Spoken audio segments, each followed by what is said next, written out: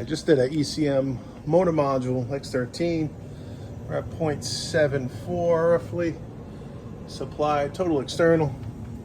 This is the best I could do in here. So let's bring this back, see, I just want to get static pressure. So yeah, roughly the same. All right, I'm gonna change the filter, see what we get. All right, new filter, still same static. So let's see what I put it on. I put it on speed tap 4 or 5. I bring it down a little bit. Probably run a true flow grid.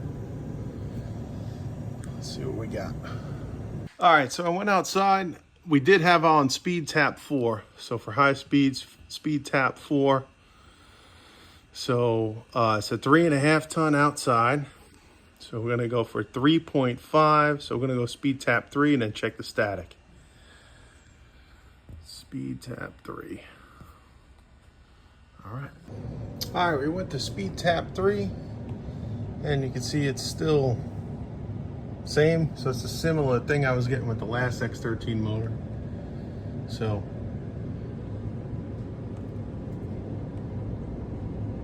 I'm gonna have to run a true flow grid. If it was a PSC motor, you should see a reduction in static, total external static. Little concerning to take out the return because we only have one return. 30 by 18 on a 3.5 ton.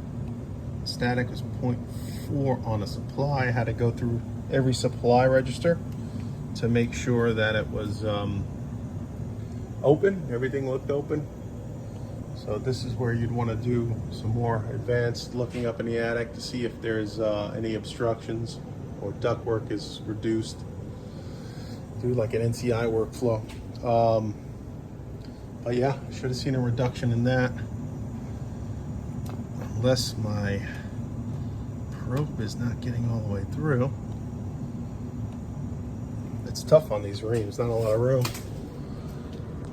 You want to check, got the right direction on the static tip going down. Got to go into the airflow, so we're good on that. I mean, just taking out the return or taking this off, here's our supply static. I want to see like 0.1, 0.2, that's double. So this is where you'd want to jump into,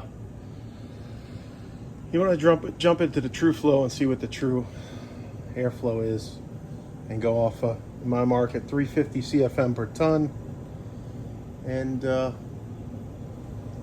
yeah. All right, catch you on the next one.